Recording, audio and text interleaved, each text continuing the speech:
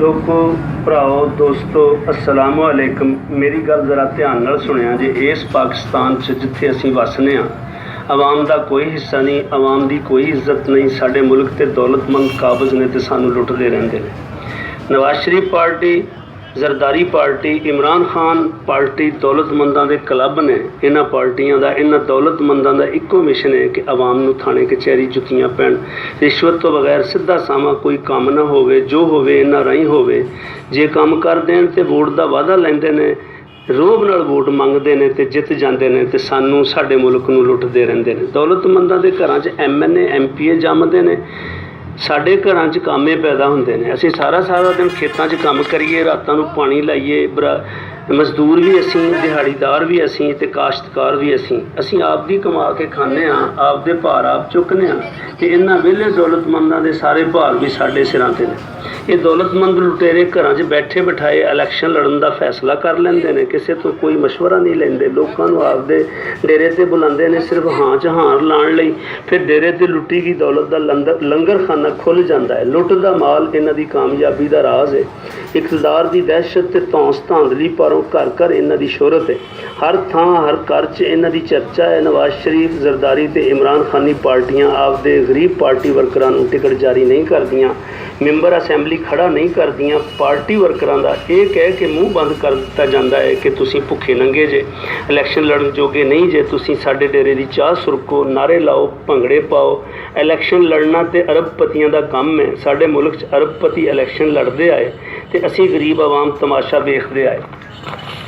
साडे वसेब च दहशत इन्हां दी सी, रोब इन्हां दा सी। असीं बेवजन सां, असीं इन्हां तो डरदे रहे, आपदी कमा के खांदे पर सहमे रहे, दिन पूरे करते रहे। इन्हां दे बुलावे ते इन्हां नूं वोट दिते कि इन्हां दे हत्थों किते बेइज्जत ना हो जाइए। इसलिए वोट दिते कि साडे घरां च चोरी ना होवे।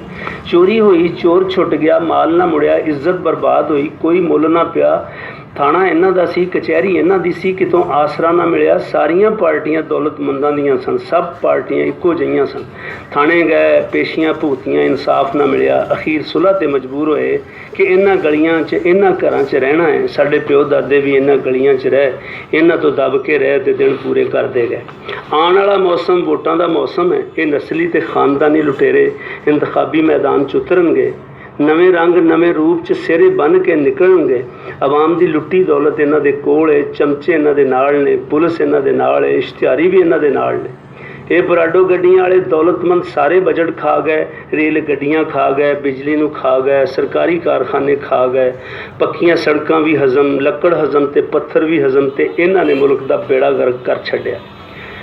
मलकां राय चौधरियां ने आपदे हत्थियां दे नां लिख के रखे हुए ने। 25 साली डायरियां खोलते हैं, ना पढ़ते हैं ते कारां दे काफले लैके पिंडां नूं टुर पैंदे ने। इन्हां दौलतमंदां दा कोई मिशन मकसद मंशूर नहीं। माल तोर करना इन्हां दा असल मिशन है। पिंडां च मौजूद इन्हां दे हत्थे आपदियां बरादरियां नाल धोखे करदे ने, वोटां दीयां पंडां बन्नदे ने ते सारियां वोटां सियासी ठग्गां दीयां झोलियां च पा दिंदे।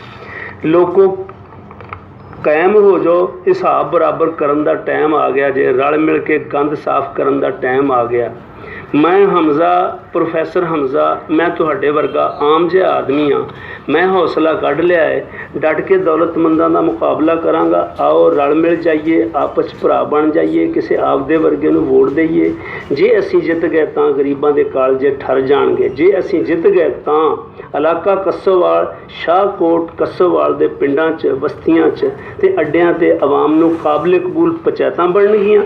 काश्तकार, खेत मजदूर, दिहाड़ीदार पंचायत मैंबर होणगे।